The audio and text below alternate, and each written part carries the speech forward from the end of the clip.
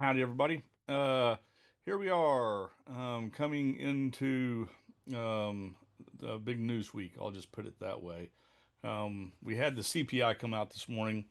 It was less than expected. It always cracks me up. Instead of inflation or consumer prices growing at 2.4%, we came in at 2.3%. So the market's all happy because we're still paying 2.3% more than we were last year. That makes no sense to me, but there it is. Um, anyhow, one thing that's really interesting. This is a chart of the S&P 500. Actually, it's the futures. We actually opened up the year at 59.49 on the S&P. Of course, this is all of the debacle right down and through here of the tariffs, and tariffs are going to destroy everybody in the world and everything else. And now here we are back above where I guess that time is, and actually trying to make the year positive. You can kind of see we came from the highs back over here in February, and we got a little ways to get back up to that for sure. But right now they're arguing to try to make the year positive again. So, which is pretty cool. We'll see if they can get there. We've got some hurdles to get over. When we come into Thursday, we have retail sales numbers, we have jobless claims numbers, we have the Philly Fed Manufacturing Index, and of course PPI. And then shortly after all that stuff comes out, a little bit after market open, um, we actually just after the news, we're going to have old Powell start speaking. So Thursday is going to be kind of one of those mornings before, about an hour before the market opens, I guess, that, well, we'll just kind of see what happens. Um, so I think that's going to be the big one for the week. And if we can get past it with the indexes and everything like that holding up, we ought to be all right. So, but there's that. Um, of course, everybody's kind of heard the news over the weekend, which has kind of helped the S&P go up, right? You can kind of see this gap that we've gotten here from over the weekend. Of course, the whole administration, I think, is over in the Middle East somewhere right now. But anyway, they're over there trying to, talk and make deals and things of that sort. And one thing that the I guess one of the big things right now is we've got China kind of being on board a little bit. So it's not that we have a trade deal, is that we shook hands and said, well, we really don't hate each other. Let's make a deal. And so the detail is always when it's written down. So they don't have anything, but that was kind of a big relief for the market. And one thing that's kind of a big relief as well. Um, this is the November contract of soybeans, and you ask why November. November is what they call a new crop. That's the harvest month for the new crop of soybeans. If you look at the one that we have right now, let's just look at the current July contract. So, and two five. You can kind of see it's up a little bit as well. Both of them kind of have the same chart pattern, but actually the reaction from the China news is actually doing new crop. And the reason difference between new crop, old crop is last year's stuff. New crop is what we've got in the ground right now. We still got prospective plantings and acreages and all that stuff to try to figure out. We'll get most of that information next month. But we get into the harvest and everything like that. We'll find out how much we have. Usually between May and June, China, they buy a lot of soybeans, and they're one of our biggest, buyers of soybeans. And they'll usually switch from old crop to new crop. It was kind of interesting. They just bought some old crop just to be nice, but now everything else is placing orders on new crop.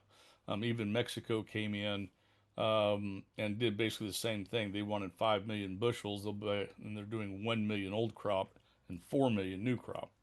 So anyway, this is kind of starting to push soybeans up a little bit, especially on the November contract. So this will help our farmers out and everything like that. However, on the other side of that, just like I was warning y'all last week, they got this screw worm in cattle right now, and we have halted all no cattle coming out of Mexico. And if you've been looking at cattle prices here lately, they have been uh, on a tear, really. Slash, here we go. Here's your feeder, and this is the big gap up, jump up here of when the news came out that they actually cut off um, any cattle come out of Mexico because of the screw worm. Now, this is the third time this has happened. This isn't brand new, all right? Um, and it's good for a month. I mean, they'll check it again in a month, and if everything's looking good, they'll take it right back off again. But this has driven the feeder cattle. This is what this is, feeder cattle. Feeder cattle's up, of course, live cattle's up, and everything like that. Even lean hogs is even up on that news as well. So now we've got more expensive food prices. There, let's just put it that way. So I don't see how, PPI and CPI are going to be going down anytime soon, is my point. And even though there's going to be a lot more demand on things, and speaking of that, here we go. You can kind of see crude oil's up on this news too. Now, it's been kind of beat up, and right now they haven't been able to get above 65 bucks in a while, but we're not too far from that right now. If China can start getting back on deck once again, maybe they start buying our oil, be more demand on our oil, therefore it's driving that up a little bit. So, I mean, OPEC is over here on the other side, basically increasing production, and my guess is they'll stop doing that come August, September. But right now, with all the deals that are going on, they're going to try to appease the administration and all this good stuff. So they're increasing production for a little while. But if that drives crude oil down, Brent is what they sell, then probably we'll see, crude oil kind of pull back a little bit. But right now, if we're starting to get more demand for our oil, we got kind of a, it's going to be positive for oil, it's going to be negative for oil, still going back and forth there a little bit. But right now, things are being more positive news on the oil side of things as opposed to negative. So if we can get above $65 in crude oil, I think we're going to be trying to move back up to at least the 72 and a half to $75 range. So but we'll kind of see how that goes going forward from there. I mean, that's the one big thing when you start looking at everything, is what's happening and who's doing what. Another thing that we saw with the markets, jumping up off the news. Uh, do that. On the other side of that, we saw gold pull back again. It didn't take out the low that we had, what was it, last week or week before last, whatever it was.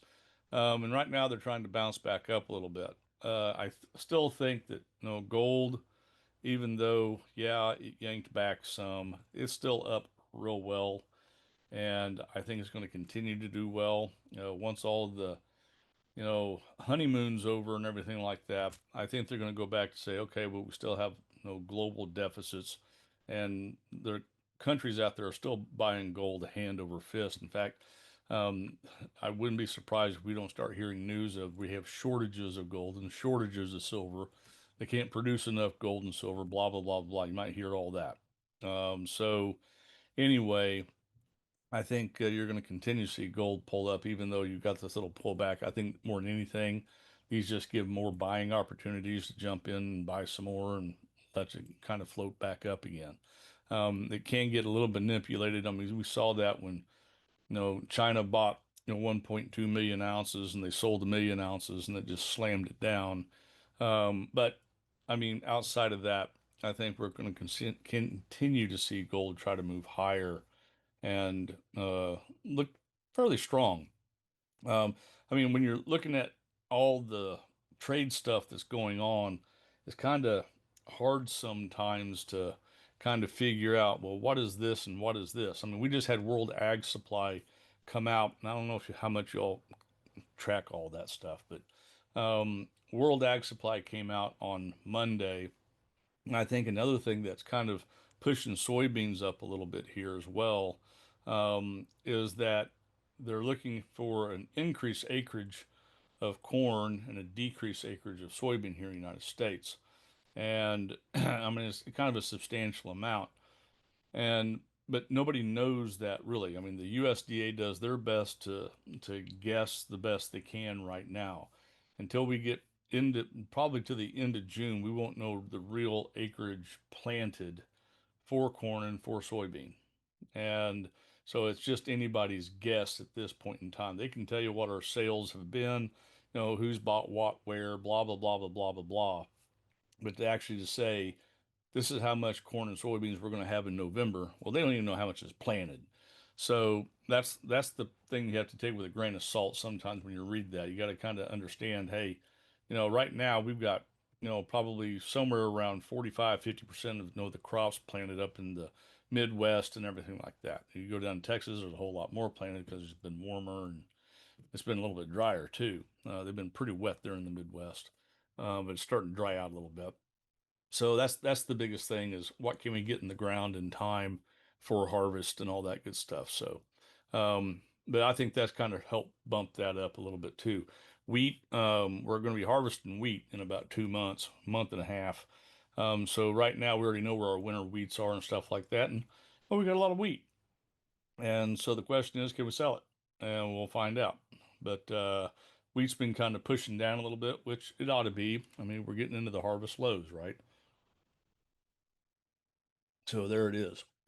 Another thing that's been moving up, and I'll kind of round out with this. You get that right? Tell me I'm right. Ah, no, I did not get that right. There, now we are. Um, this is the price of aluminum. You can kind of see aluminum got kind of dumped off for a little bit here, but it's starting to kind of perk back up again. And why I bring this up is a lot of people kind of know this company as well, good old Alcoa. And with aluminum kind of jumping up here a little bit, and if we're going to have more demand from all the little trade deals we're going to have, well, aluminum's used in manufacturing all over the place, right? And so you're starting to see good old Alcoa starting jumping up here a little bit as well. So I think it's kind of a safe buy if we can get back above 29 bucks, and I think we can probably move back up to that 32 to 35 area if you're wanting to play a little bit of a really old company, American Aluminum. So, but anyway, I think we're going to continue to kind of see copper and aluminum start perking up here. You're already seeing the uranium stuff. Um, doing pretty well. This is URA, the uranium ETF, and it's been doing quite well since. I mean, look at that. We had the lows there at the tariff, and it's been going straight up ever since. So, and more than anything, it's just because they've come out and said, "Hey, we're going to be doing, all these bases with your, the little SMRs and all this good stuff." So, but anyway, I think Alcoa is probably going to be a nice little buy, and so is the good old URA here. I think are still continue to be longer term buy and holds and stuff like that. So, but anyway, kind of a whole bunch of information thrown at you. I apologize for that, but that's kind of everything that's kind of going on right now. Thursday, when we get back together, uh, we'll have all this glob of news that happens in 30 minutes out of the way. And we'll get to see what the market's reaction based off of that is of all the markets, what, gold and bonds and, the indexes, and even, I don't know if it'll affect crude all that much. Probably won't. But anyway, the one thing about crude oil, even, I mean, it's mainly works off supply demand, don't get me wrong, but they still look at a little further out saying, hey, are we going to go into recession, or are we going to have a booming economy here?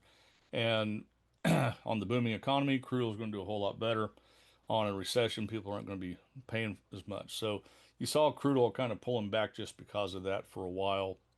But now with these deals coming back in, I think we'll probably continue to see crude on the I don't want to say the strong side, but on the perky side. Let's put it that way. Um, any thoughts on coin? You know, I'm not. I don't care about cryptocurrency. I'm one of the very very rare people out there that I wouldn't touch cryptocurrency with a 99.5 foot pole. Um, I'll trade gold all day long. It's an asset.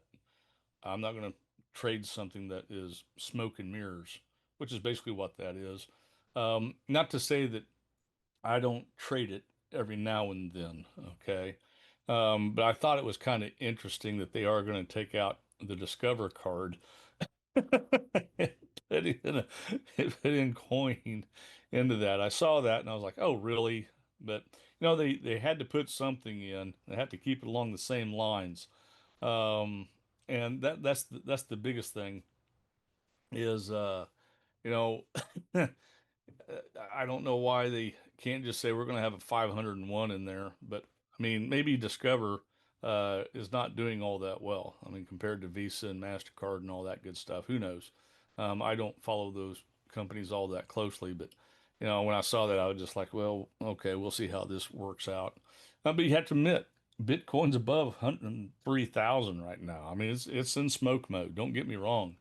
Like I said, I mean, I'll trade options on it. iBit thing's been doing pretty good. So, but I don't own Bitcoin myself there. So, which people, I mean, I tried to actually mine this stuff back in 2010, 2011, and I actually had Bitcoin, had it in a purse, and then it all got stolen. So at that point, I was just like, it's all electronic, you know, the heck with them. So I hadn't touched it since, but there it is. So, but hopefully that gives you all something to kind of chew on, get your brains kind of wrapped around a little bit. And we'll be back on Thursday to see what all that news has done and how we can decipher it a little bit as we kind of go into the week. But if you don't have any questions, so oh, and another thing, right after this, if you're wanting to learn a little more about that crude oil market and stuff like that, you'll see a presentation of me that I did this morning. Um, on the energy markets and stuff like that. So if you want to kind of tune in for that, give you a little more information on the energy markets, they'll be playing that after this. So, but y'all have a good one.